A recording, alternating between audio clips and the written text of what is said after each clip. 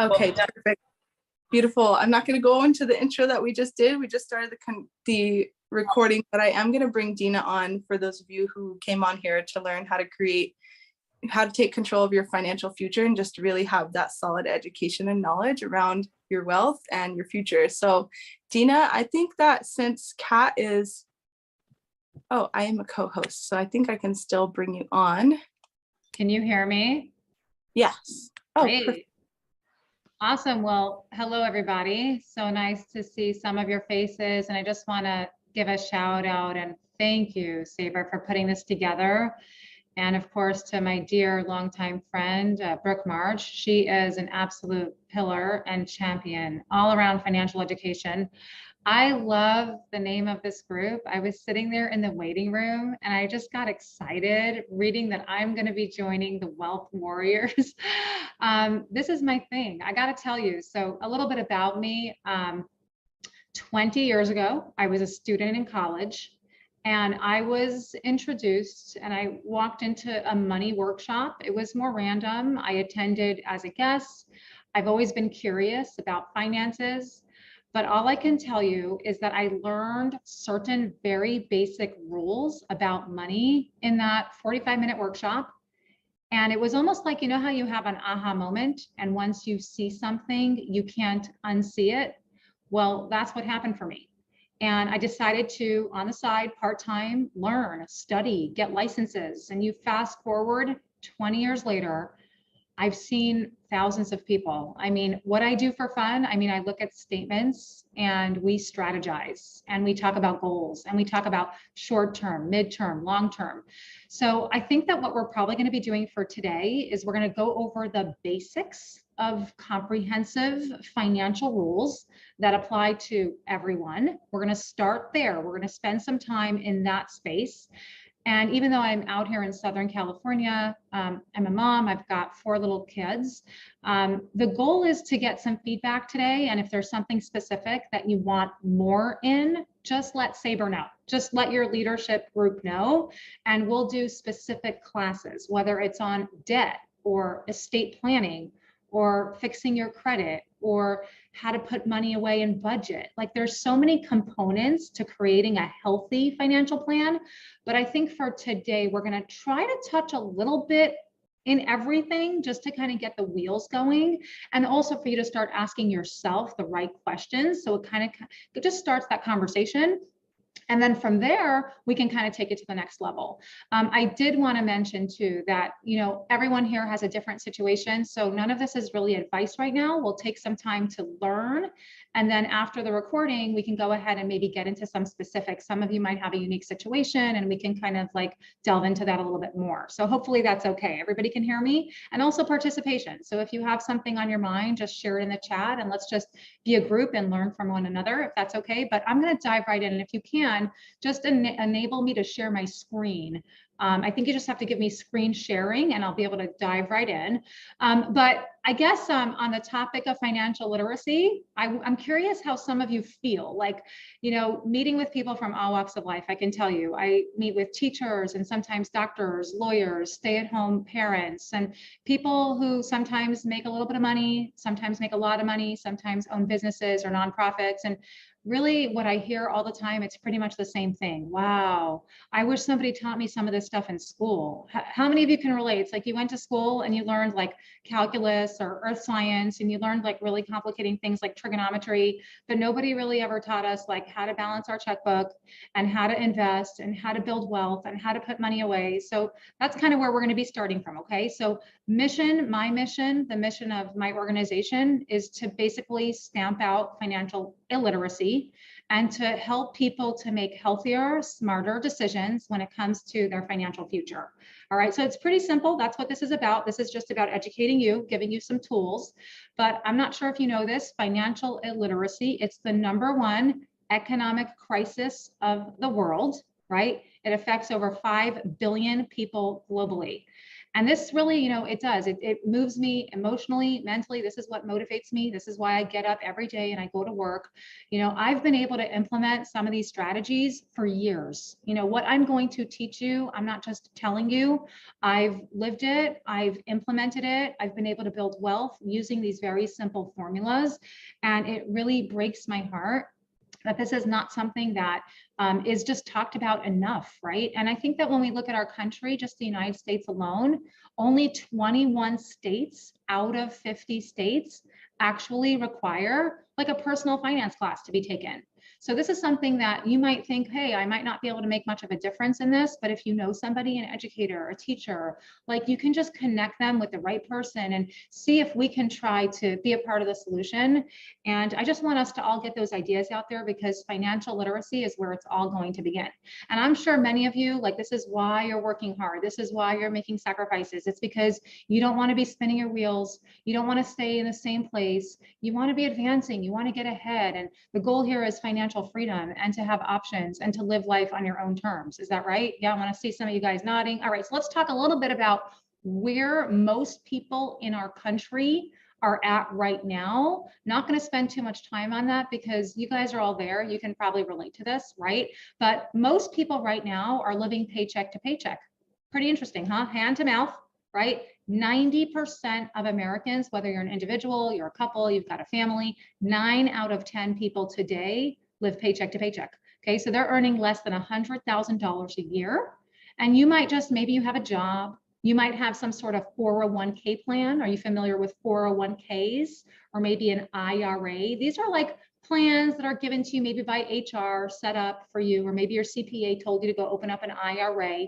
Okay, so most people are just kind of going along with the flow of what maybe mom told them to do, or maybe what the HR kind of pointed them in that direction, put your money in the bank. So this is what most people are doing. Now, if they have some sort of life insurance, they have something called term life. That means that you're protected for a certain period of time. Okay, so let's just think 10 years or 15 years or 20 years. But, you know, when I see people, think about it this way, especially if you've got life insurance on the job or you've got some sort of disability insurance on the job, most benefits that you have set up through your workplace are controlled or owned essentially through your company. And what that means is that as long as you've got the job, you have the benefits, but as soon as you leave, maybe you get laid off or you just quit or you start another job, you lose those benefits. And now you're older and it might be harder for you to qualify for benefits.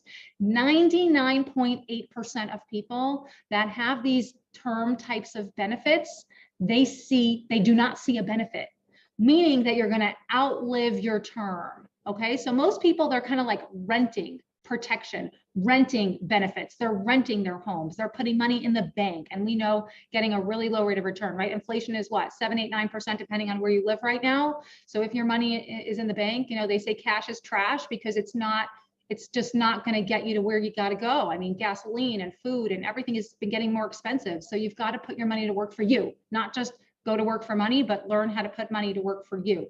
Lots of people have debt. The average American family today has about 8 credit cards. The average interest rate on a credit card is about 18%. So big banks, big financial institutions, they love you, right? They are making money on your money. They're basically taking your money in and then they are borrowing against it. And they are then lending it out to the public. They have very little sitting in their cash assets, right? But they're making anywhere from 12 to 18 to really 35% on your money. So most people today, they've got very minimal tax benefits. Maybe they're single or they don't have kids or they don't have a business. So they're not really taking advantage of all the different tax codes that are out there to help them to get deductions or get tax advantages. Most people don't have a financial advisor. Think about like Wall Street. When was the last time Wall Street knocked on your door and said, hey, let me teach you money. Let me show you how to, I don't know, save your first million or build wealth.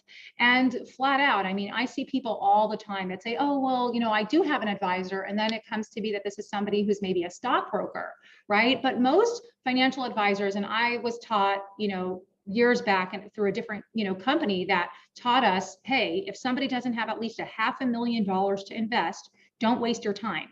So most of the money industry is looking for people that already have wealth. So who's taking care of everybody else, right? Who's helping everyday Americans that are working hard, that want to get ahead, the majority of the population? So I just want you to know, my number one outcome for you like today is if you can learn one or two simple things that you can just implement or tweak. My hope is that you can just run with that. So again, if we look at the top 5 to 10 percenters in our country, they're earning over $250,000 a year. They've got businesses and they have assets that they own. They're in different asset classes. Okay, so maybe they have permanent life insurance. Like for example, when you think about, I don't know, let's just say the Kennedys, or you think about families like the Rockefellers, like how have certain families managed to create and to build multi-generational, like layers of wealth from one generation to the next? How have they managed to do that? Well, I'll tell you, most people in our country, when they die, they leave behind a legacy of debt. So the average person who dies in our country, they die with about $70,000 worth of a burden that they're leaving behind, whether it's their kids, their spouse, the government, their bank. Out there, just out there, they've got debt. It costs money to bury you. It costs money to take care of your bills and your estate. So there are people out there that have figured out how to live, build wealth, and then also build generational wealth. And they're taking advantage of different asset classes that help them to really build legacies. Okay, and they own property and they have diversified portfolios and they're debt free and they take advantage of tax advantages and they have smart financial professionals, right? A small percentage of the population. So for today, what we're going to do is we're going to touch on what are some of the secrets that the wealthy are doing and using, right? And how do you really get from like family A to family B? Does that sound good? Everybody still with me? Awesome. So I just want you to know, I'm not here representing like the industry or a company. I am certified as a financial professional. I can talk to you. It doesn't matter what state you're in, but I do have partnerships with over 2,000 financial companies. So lots of, whether it's wealth management companies, insurance companies, investment companies. So we're really having more of like an open forum conversation. I don't like represent, I don't know, farmers insurance, and I'm only able to talk about farmers. The goal here is to give you more of like a comprehensive, just like I said, education.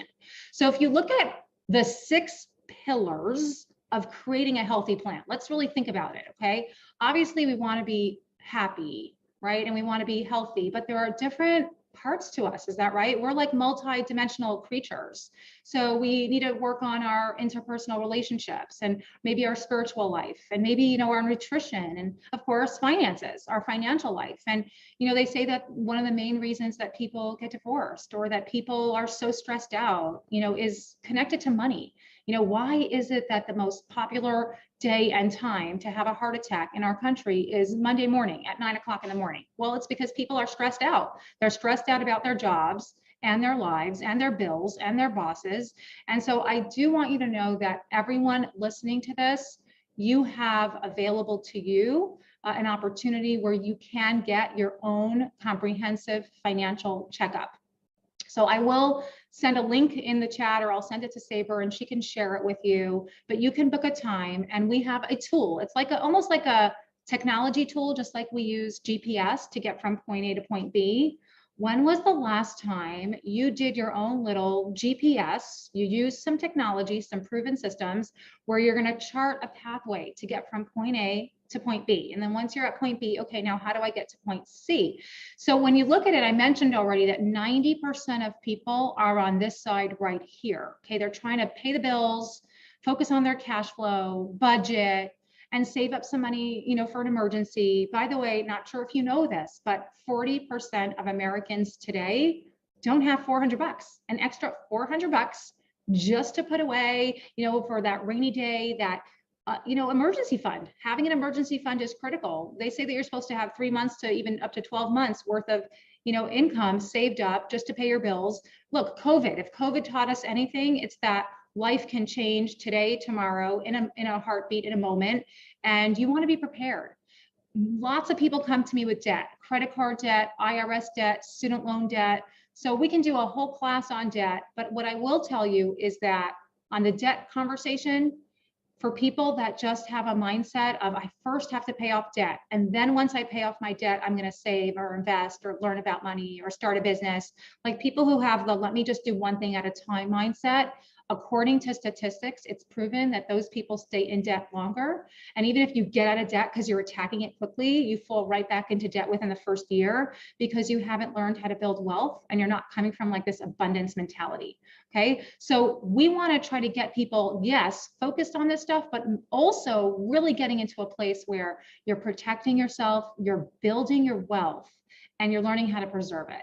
So these are some of the things I'm going to talk to you about, but I'm just curious, and you don't have to like, shout it out. But for those of you who are in a relationship, I do see a lot of couples, and it's fascinating to me. The average American couple spends 1 year planning their wedding. Okay, that's a long time planning. Maybe, that a lot of people say it's the most important day of their lives, but anyway, it's done and it's over with at some point, right? And then you've got your whole life to live.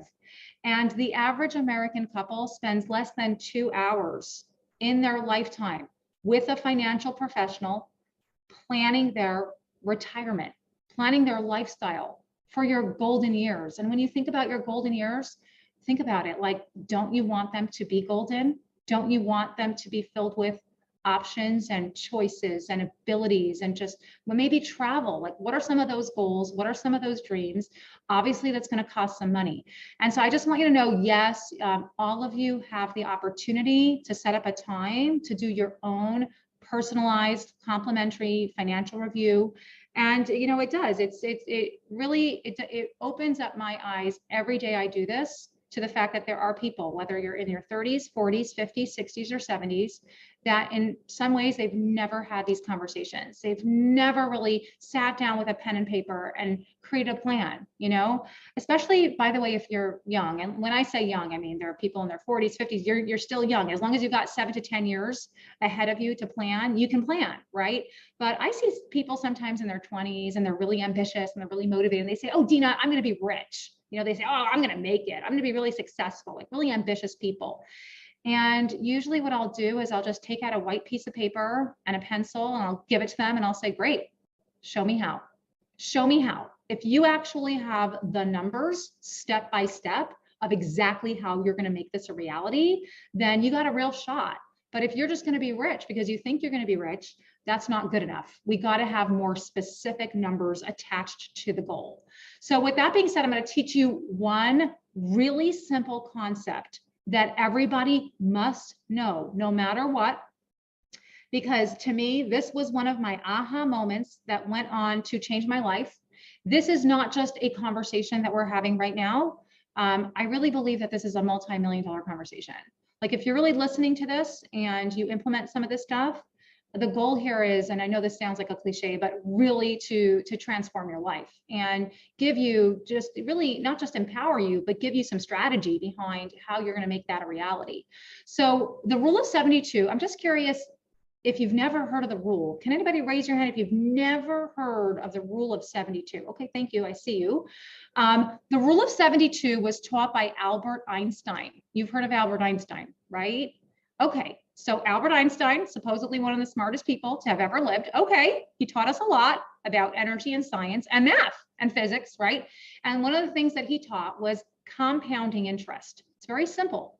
He figured out this mathematical formula. It's brilliant. If you take the interest rate that your money is earning today, you divide it into the number 72, it will tell you in how many years it will take for your money to double. Okay, so here's what we're going to do. We're going to take a 29-year-old, and let's just say that this 29-year-old budgets, saves some cash. And let's just say you find a really, I don't know, high yield CD right now, which almost doesn't exist, and you're going to get 1% in the bank in a CD. Okay, so let's just assume we're going to follow Einstein's formula. You're going to take that 1%. You're going to divide it into 72. In 72 years from now, this 29-year-old will be 101 years old, and this $10,000 will finally double into $20,000 at that point. And by the way, what do you think it will be worth at that point? Not very much, right? Think about it. How much did a slice of pizza cost when you were a kid? How much? How much did it cost you to fill up your tank in your car? I mean, look, I think about this, and I've done the math for myself. By the time I retire, a loaf of bread is going to cost $16. A carton of eggs here in the United States is going to cost about $22. I need to get busy saving some money. Wouldn't you agree? So this is where if you take notice of interest, paying attention to where are your assets and where are your liabilities, because this rule can work for you or against you. Think about this right now. Where are your assets? Where are your liabilities? And how fast is it growing? So if you have a mortgage and your mortgage is, let's just say at 4%, yes, that's how fast your debt grows. Okay, typically, for those of you who remember, I mentioned that the average person who has credit card debt has debt growing at about 18%. Yes, that's way off this chart. Okay, so this is where if you can learn, let's just say how to average 10%. And we can get into a whole conversation about that. Where do you get an average of 10%? Where do you get an average of 12%? There are all types of strategies that we can learn about that have historical performance that are tracked, that we can show you what the actual historical performance, the historical return has been over 80 years. You know, we can actually look into that. But let's just assume you can grow your money at this average 10%. Like, for example, in the S&P 500, we can talk about this, you know, again, either a little bit today if we have time or maybe another time. This is where your money's able to compound a heck of a lot faster. Look at this 29-year-old. It goes from 10,000 to 20,000. And then do you see how it doubles on itself? That's called compounding interest. From 40,000 to 80,000 to 160,000 to 320,000. So really, this 65-year-old right here invested one time 10 grand and has about $320,000 sitting there, right? And ultimately, you know, this teaches us that the biggest assets that you have right now, if you actually think about your assets, it's the ability to make money, it's your health, and it's your longevity, it's your youth. Because we're only, I mean, there's no one here getting younger. Every one of us is getting older, whether we like it or not, whether we accept it or not. And so the best time to get started with something like this is today. Now, there are a lot of people who might say, well, I don't have $10,000. Well, we can do this over and over and over, but just to give you like a glimpse into a conversation that I had recently, I'm going to stop sharing this for a quick second. But I just had this conversation with a young mom. She's 25 years old. And I really want to think about this for a minute, okay? Because I've got an app on my phone and it is a financial calculator. So you can actually put in interest and it gives you your future value. But anyway, I had this conversation with this young mom and she said, Dina, like I've got kids. I can't like put money away. She's like, I'm just like paycheck to paycheck and I'm stressed out. And I started talking to her through this and I said, well, what do you spend your money on? And she's like, well, I go to Starbucks every day. That is something that I do. I go to Starbucks every single day and I spend about $4.50. And I said, okay, all right, let's work with this for a minute. Now, do you ever like buy a muffin or a cookie or a sandwich when you go to Starbucks or those egg whites? And she goes, actually, every other day or so, I'll treat myself to that. And so I'll spend about $7.50 or maybe $8 when I go to Starbucks. So I did the math with her and she is spending $165 a month at Starbucks.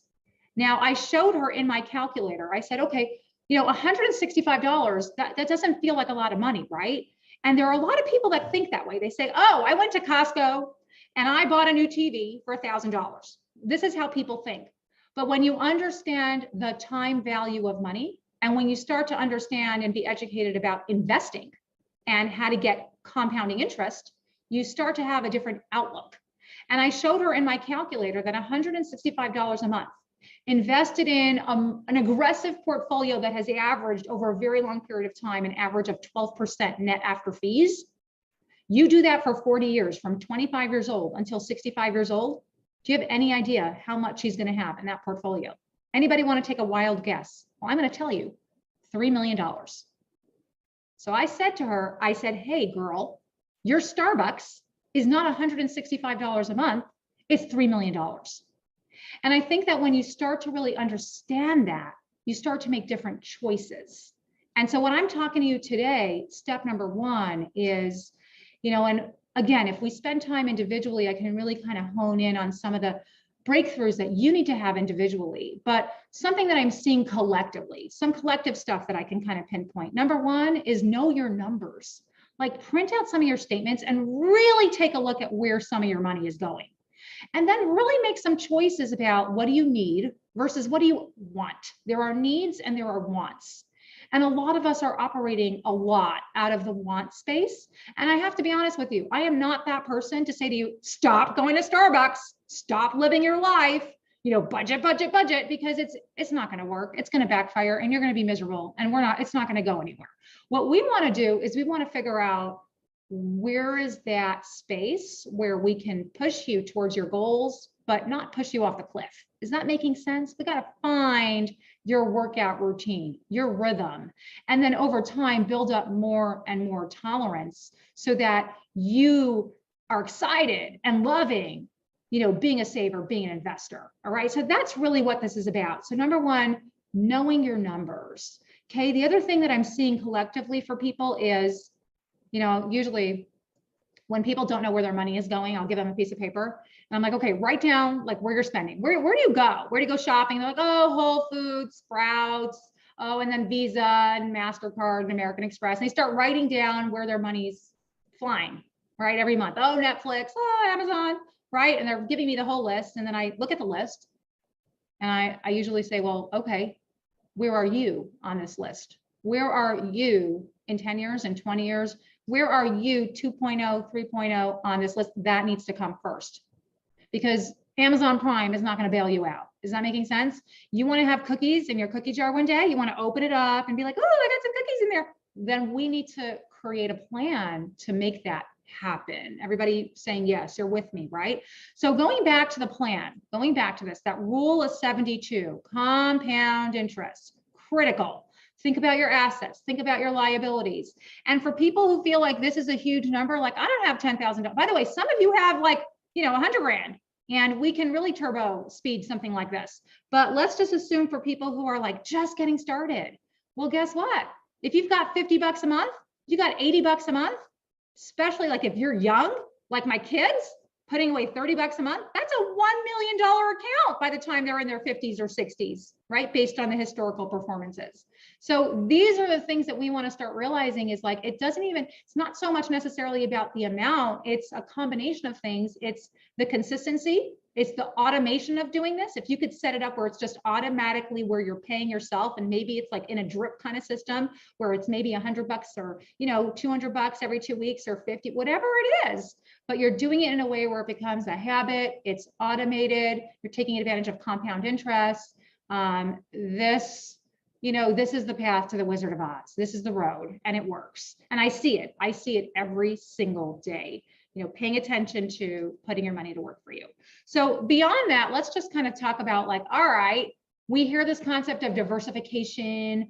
How do you diversify? How do you invest? So I just want you to know that, let me try to do this without the slide for a minute because I feel like it'll be a little bit more helpful for a second. I think about the pyramids in Egypt. Anybody been to the pyramids in Egypt? My goodness, those pyramids have lasted a really long time. And when you think about it, it's because engineering, right? It's built on a really strong foundation. So if you want your financial future to be built on a really strong foundation, we need to build it properly. And so there are a lot of people who say, oh, I'm ready to invest. But wait a minute. We also need to tackle some of the debt, and we also need to make sure that you have some of the financial education. Like there's a pathway to this. And so what I want you to know is that when it comes to stocks, and again, I'm not giving like you advice, I'm just talking to the general group for a minute. Most people are not in a place where they can take on too much risk. Most people, what they should be doing is making sure that they have protection, car insurance, health insurance, protection. You protect the things you have first. Then what you do is you make sure that we open up a short-term, mid-term, long-term bucket, okay, mid-term, short. First, what we're doing is we're kind of dripping into like systems that are going to be here for the short. It's almost like an envelope system. You have to tell money what you expect of the money. You have to treat it with respect so that it will respect you back. And so we have a system, it's like a drip system where you have short-term, mid-term, long-term, and you're able to diversify. First, take a diversified approach, get more education, get more experience, make sure that you're on track with your short-term, mid-term, long-term, and then the rest of it on top is your play money.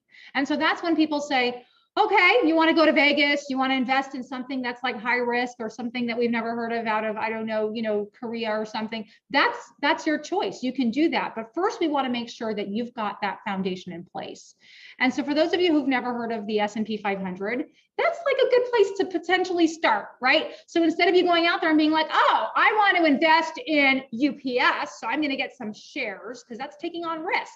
Or I'm going to invest in, I don't know, Disney or McDonald's or Johnson & Johnson. Instead of doing that, you can choose what we call an index. This is like a big combo. It's like a portfolio. It's a fund, right? And therefore, if you put $100 in, you've got 20 cents going here and 20 cents going there and 20 cents going there. And so these are some of the biggest companies in our country and in the world. And therefore, over time, you're going to get like a long-term, like pretty solid return, right? So the S&P is known to have, whether it's 8, 10, 12, 16% over time. And that's what we want to start to see. We want to start to see that you're not going backwards where your liabilities are growing faster than your savings. We want to make sure that we switch this around for people, where your savings and your assets is growing faster than your liabilities and your debt. Okay, so let's go back to this. This is where I'm usually looking at, where is your actual money? Okay, let's think about this for a minute. Where's your money right now? Most people that I see, their money is in these two columns right here. Okay, so if you think about, where's my money right now? Where's my money sitting? For a lot of people, it's sitting in these fixed accounts. Have you heard of those bank accounts? Yes, where you're not really going to get any growth. If anything, maybe you have like checkbook fees or teller fees, ATM fees, right? You got some fees. Maybe if you overdraw some money, you're going to be charged and dinged with some fees. So your money's sitting in these fixed accounts. You're not really going to grow, but maybe you feel safe. Maybe it gives you like this sense of like certainty. And the reason for that is because it's accessible. It's you should be able to access your money right now if you need it, right? So there are these fixed accounts. And then there are these variable accounts, right? The market, the stock market. How many of you, like, your heartbeat starts to race a little bit faster when you hear about the stock market? You're just like, oh, start stressing out. Well, I should tell you, my grandfather, may he rest in peace, my grandfather had like 3 heart attacks. And a lot of that was stress. He owned a successful business, but that was stressful. And he was very heavily invested in the market, really stressful. So he was on this roller coaster of the market. So if you happen to know anyone right now that's like really heavily invested in something like this, where I see a lot of people is they're kind of out of whack. Okay. So I want you to imagine you've got all this cash here, but then you're not investing, you're not balancing yourself out. Or if you're too heavily invested, but you don't have an emergency fund, you're going to end up breaking into your investments. And maybe the market is a little low right now. Maybe it's not the best time to sell. Do you see what I mean? So this is why you really want to make sure that you've got those envelopes. We set up different accounts. People say to me, oh, Dina, when I get an inheritance, I'm going to call you. Or when I get a raise, or when I win the lottery. But right now, I'm not ready. I'm on like a little paycheck. I'm not ready for it. And what I really want you to know is that if you really believe that the rain is going to come, if you're ready for the rain to come, you got to tell the universe. You got to go out there and you got to lay the buckets outside. Yes? First, open up those buckets. Learn how those buckets work. Get prepared. And then as soon as it starts to drizzle, you're not going to miss out on any of the rain. That's how I see this. So it's like you got to prepare yourself smart and first start out with opening up some buckets, short-term, mid-term, long-term, and then what we call fixed, variable, and indexed. So indexed was the last bucket. Yes, I think somebody put in the comments, make it rain. Let's make it rain. Let's visualize that. I am so with you right now. All right, so index strategies is where I just want you to imagine that there are accounts that exist out there where you can actually insure your gains. You can lock in your gains. So I'm sure you've noticed that there's car insurance that exists, right? Why do people buy car insurance? They buy car insurance to protect this asset of their car because they want to make sure that if there's ever an accident, they don't have to pay for all those losses. Well, people go out there and get health insurance. And have you noticed that there are people out there that pay, I don't know what it is, $12 or $15 a month for their phone insurance? Anybody here have phone insurance? You insure your iPhone? Well, I'm going to ask you a question. What's more important, your iPhone or your money? Your iPhone or your life? What about life insurance? Building your net worth that way, right? So there are ways that you can actually lock in your gains and insure them. We call this index strategies. I might be able to have some time to show you some examples towards the end, but this is where I want you to imagine that. Imagine you've got $100, market goes up $10, 10%. You can lock that in. Now you got 110. Next year, the market comes crashing down like it did in 2008, right? Average 401k or IRA lost about 30 to 40%. It became like a 201k, right? And now people were freaking out. Well, here, you don't need to freak out. You can sleep at night because you know that some of your money is indexed. You're able to get a return, grow your money lock it in, lock in the growth, and keep on growing. So I'm a very big believer in just having a little bit of everything, learning about everything, and making sure that you've got your buckets capturing the rain, okay? So we're gonna take this one step further, okay? I'm gonna try to get a little bit more advanced now, and I really feel like you are with me and we can do this together. So, and by the way, questions, write them down, anything that's coming to mind. And my goal is to make sure that nobody's left with questions for too long. So whether it's in a personal conversation or group conversation, let's address it. You know, I don't know everything. If I don't know the answer, I'll tell you. I'll let you know. We'll do the research together and we'll try to come up with the answer as a team. So let's talk a little bit about what we can expect as the years go by. Let's think about the future. Okay, and I don't know how old you are right now, but I'm gonna just pick on somebody who's, I don't know, 40 years old. Let's just imagine together. It goes fast, right? It goes real fast. And now you're 50 and 60 and 70 and 80, and women especially are living long lives, right? Into your mid to late 90s. You know, I mentioned that the average couple is spending less than 2 hours talking about retirement. Well, the average female outlives her husband by about 10 years. So especially women, you know, all of us have to be educated about money, but we're all going to be in the driver's seat at some point or another. And retirement should last about maybe 30 years, from 65 to 95. I mean, people spend more time planning a birthday party or a trip outside of the country than they do planning like retirement. It's going to be like 30 years. And for some people, they say to me, oh, Dina, I'm not going to retire. I hear this all the time. Dina, oh, I'm not going to retire. I love my work. Okay, I'm not talking about that. I'm not talking about retirement, meaning you have nothing to do and you're sitting at home watching TV and eating bonbons. That's not what I define retirement. I'm talking about financial freedom. I'm talking about reaching a point or a place or a space where you don't ever have to worry about money, stress about money, because you have enough money working for you to give you a lifetime income and then some, you know, and maintain your lifestyle. And if anything, give you a better lifestyle. That's what we're talking about today, right? So going back to like next level, what's this going to look like for you? Let's think about this. Things are going to get more expensive, right? But something I want you to really think about is taxes. Taxes. Now, not a fun subject. Don't blank out on me right now, but we have to talk about this because there are certain secret killers to you building wealth. And I want to make sure that we understand how to play within the rules of the game. Okay. So let's think about this together. And I'm not sure, you know, if you have a favorite fruit or favorite vegetable, but I would love for you to think about what that might be, your favorite fruit or your favorite vegetable for a second. Okay. And I want you to think about the seed of that fruit growing over time, growing over time. And I'm going to ask you this question. Let's think about it. I mentioned a 40-year-old. Let's take a look at that 29-year-old. Okay, we're still on that 29-year-old. Let's go back. If you save $10,000 at the age of 29, let's assume you earn a 9% return. You're going to have $250,000 by the time you reach 65. Okay, you're with me so far?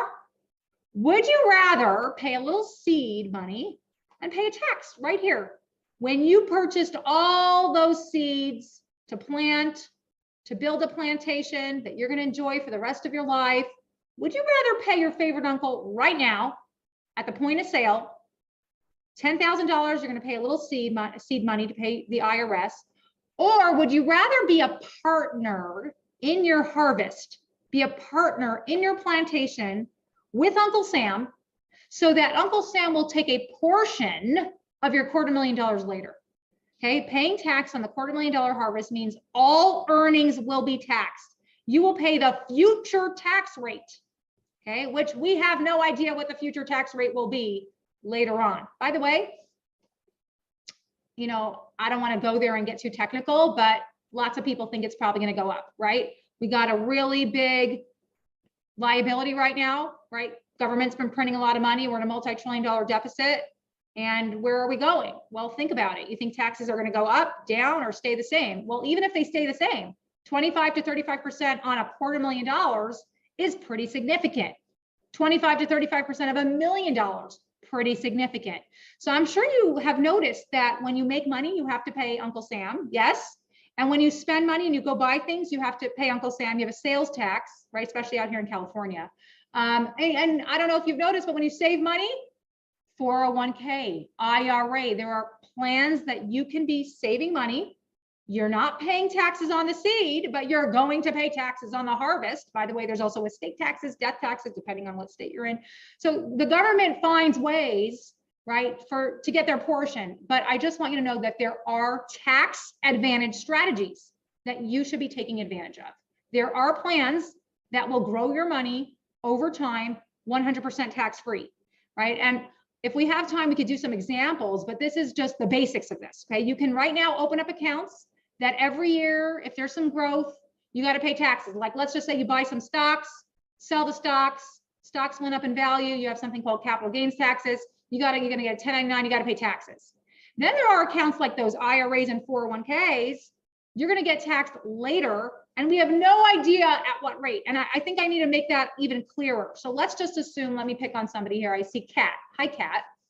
So let's just say Kat is going to work hard. She is diligent. And every day she goes to work, and there's a little bit of money taken off of her paycheck, and it goes into this 401k or this IRA, and it goes into this bucket, and it grows and it grows. 20 years, 30 years, 40 years, right?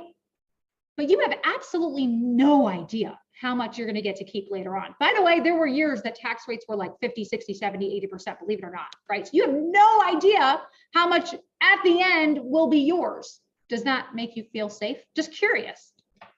I see people every single day that are educated, smart, right?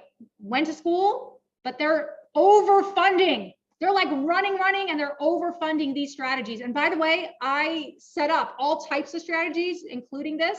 And lots of these strategies can be really good or suitable for you. And many times they're very suitable for the company, the business. But what I really believe is very suitable for everybody is making sure that you learn how to take advantage of the tax-free plans, tax advantage strategies. So one of them was mentioned by Saber. Thank you so much. The Roth IRA, right? And also cash accumulation in an insurance policy. It's called an LIRP, a life insurance retirement plan. These are strategies that you may be able to qualify for, that you can sock some cash in there, put some money in there, and it can grow over time. And all the gains are 100% tax-free, and it's grandfathered into the tax code at the time that you opened up your strategy. So you want to take advantage of strategies that are available when they're available before they're no longer available, right? So this is very key. Not everybody can qualify for a Roth. Not everybody can qualify for an LIRP. It's really important to find out what you can qualify for. There are limitations, but I can tell you that my clients that are doing all of it, they're max funding this, they're socking away as much as possible within the IRS guidelines. Those are people that are very focused on striving towards the goal, building wealth, and doing it where you get to keep a lot of it at the end. You know, I'm thinking about a client right now who I was talking to, and he was really excited because he's like, oh yes, I really know the stock market. And he was talking to me about equities and derivatives and like all these things that he's trading all the time that are really complex. And I asked him, I said, so where are all these millions right now? And he was telling me that all of these millions are in his IRA. And I'm telling you this because it's one thing to build wealth, but it's another thing, and to learn how to invest. But it's another thing to learn how to keep it and how to access it and how to take it and not stress out about what you get to keep and what you don't get to keep. I hope that that's helpful. So I know I'm taking a ton of time here. So I just want to kind of wrap this up and bring this home for now. And then maybe if we have a few minutes, we can do some of that Q&A, or just I can show you some examples. But I want to take you on a little journey, and I want you to think about maybe your parents or your grandparents. And I really want you to think about you as you approach those ages, because, you know, we talked about how it just happened so quickly. And I meet a lot of people that have blown a lot of money, you know, and there's a lot of regret. And one of the things that I hear all the time is, Dina, you know, I know that I need to save money, and I know I need to put money away, and I know I need to live within my means, and I know I need to learn about money, and I know I need to worry and think about and plan for my retirement, but man, like I'm limited with my budget. Okay. And I know that I also have like kids or parents, and I don't want to like pass away and not have a legacy. And so I know I need some life insurance at some point, and I should probably get it now because I'm young and healthy. But, again, I'm on a budget. Or, hey, there's something called long-term health care. I don't know for those of you who've ever been exposed to taking care of a loved one, but as we get older, and this is a pretty sad statistic, but I want us to talk about this for a minute because I'm not here to sugarcoat anything. I just want to kind of, be direct with this stuff. Most Americans, they build towards their goals their whole lives. They work, try to save, try to build up some sort of nest egg, but they spend down their estate in their final 3 years because those are the last 3 most expensive years of their lives. Now, why am I telling you this? Because long-term healthcare is really expensive. And what I want is for people to reach a point where they have dignity. And there are ways to protect yourself and protect your assets, and to do that while you are young, healthy, and while you still can make it happen. So we call that long-term care protection. Well, people say to me all the time, I know I need to think about that. I know I need to do something with that. But again, I'm on a tight budget. So they look at me and they say, Dina, can you tell me where to start? Like, if I only have $300 a month, like, what should I be doing? Should I save for retirement? Should I put some into life insurance or long-term care? Or, what should I be doing first, second, or third? And really, like, when I get that question all the time, I think about how I don't have a crystal ball. I am not a fortune teller. I'm looking at this wonderful group right now of wealth warriors. I have no idea how many of us are going to make it until we're 100 and how many of us are not. You understand? I don't know who's going to pass away, stroke, heart attack, cancer, hit by a car, or somebody who's going to, get sick for a long time. And we don't want to think about these things, but these are the things that happen in our lifetime, right? And so this is where I want you to know that there are accounts, there are strategies that exist where you can merge all of these questions, all of these goals into one account. Imagine opening up an account, and if somebody passes away, it really kind of turns into a life insurance focused strategy. And what if, like, you live a very long life, but somebody gets like dementia and they need care and they're not able to work and you need medical attention? Well, it'll turn on a healthcare benefit for you. It's a flexible plan.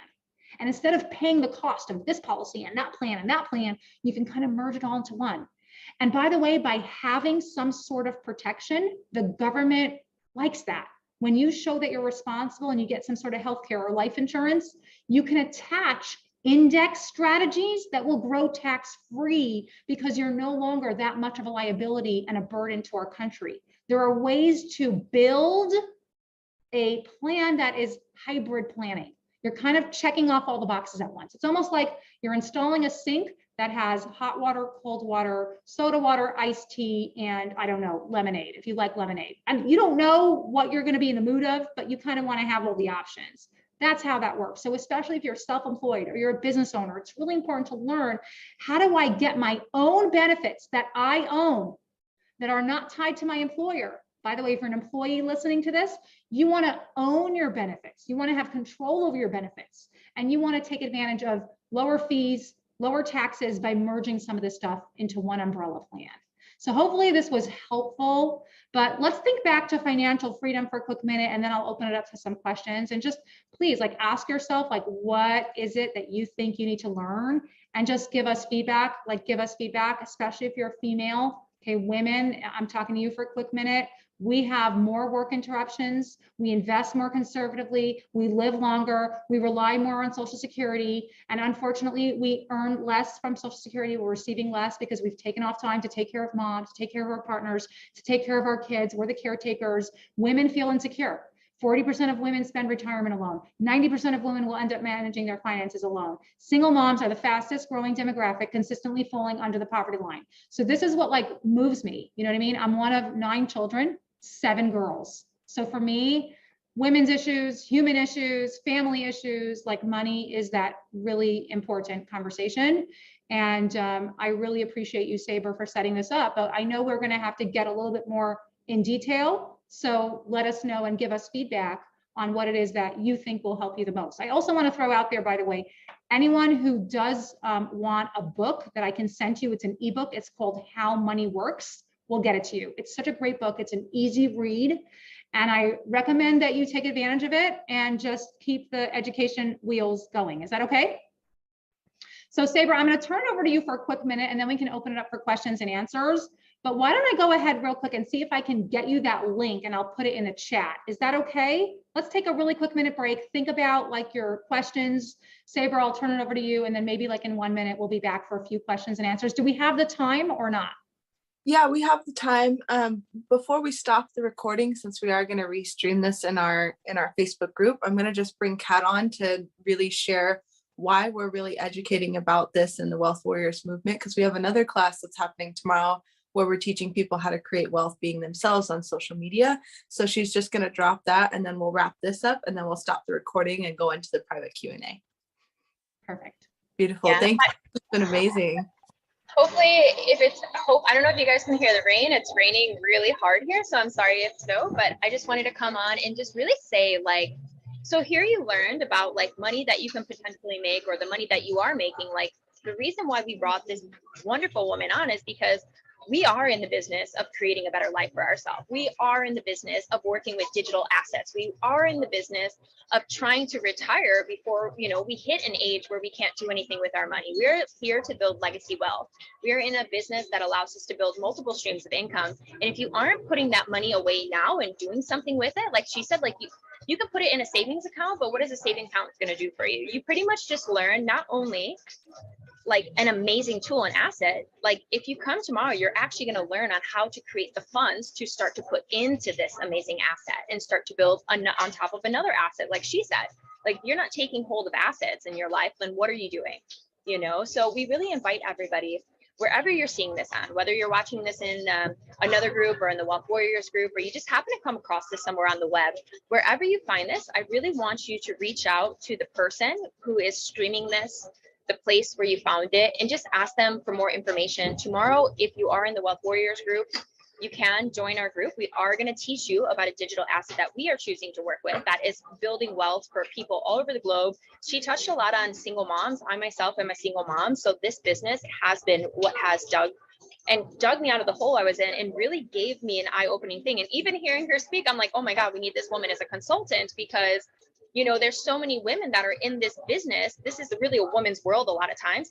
And we are sitting here trying to make something for our children. And while we're doing this, we really need to think about, like how she said, how much are you spending and putting on the side for like stupid things? Like I eat out almost every day. I live here in Bali, and I'm thinking like, she's absolutely right. Like, why am I not taking $100 of this or X amount of dollars of this and putting this aside? And with the type of income that we're able to create with the digital asset that we work with, we have so much potential to really build literally like $1 million savings fund for us in the end, if we just play it smart, like what she shared. So I really want to thank her for coming on and really opening people's eyes, and definitely do even reach out to her, but also to know that if you want to learn about a digital asset that you can build to start to create this money that you can put aside, please do join us tomorrow in the Wealth Warriors group. We are going to stream a live podcast at 5:30 p.m. PST. If you're watching this in another place, do know that that person more than likely has access to their own webinars and different things like that, and feel free to invite them there. But we really do hope to see you there. We're going to literally show you if you are ready to take radical responsibility over your financial situation, come tomorrow, because this is a business that can absolutely change your life, and it is changing lives everywhere. And we are so happy to have someone like her come on and show us, like, what do we do with the money we're making now? Because I know I'm making money. Like, what do I do with it now? And then we speak with this woman, and she shows us exactly how to literally be building one digital asset to create another one. And I just have so much gratitude for today. Yeah. Wow. Thank you. Wow. Amazing. Thank you, Kat. Dina, do you have anything else to say before we actually turn off the recording and then go dive into the private Q&A? That was awesome. That's all. I really feel the spirit of your group. And I read the book, Rich Dad, Poor Dad, Cash Flow Quadrants. And absolutely, you want to get from the employee, self-employed quadrant to business owner, investor. And so learning about business and money, that's it. So you got to do, learn about business, learn about money, right? Yeah, let's turn off the recording and let's dive in. Awesome. Thank you, everybody. We'll see you on the webinar tomorrow, and I will turn off, or wait, Kat, you have to turn off the recording because you. Yep. All right. Thank you, everyone, for tuning in. We will see you tomorrow at 5:30 p.m. PST. Ciao. Bye.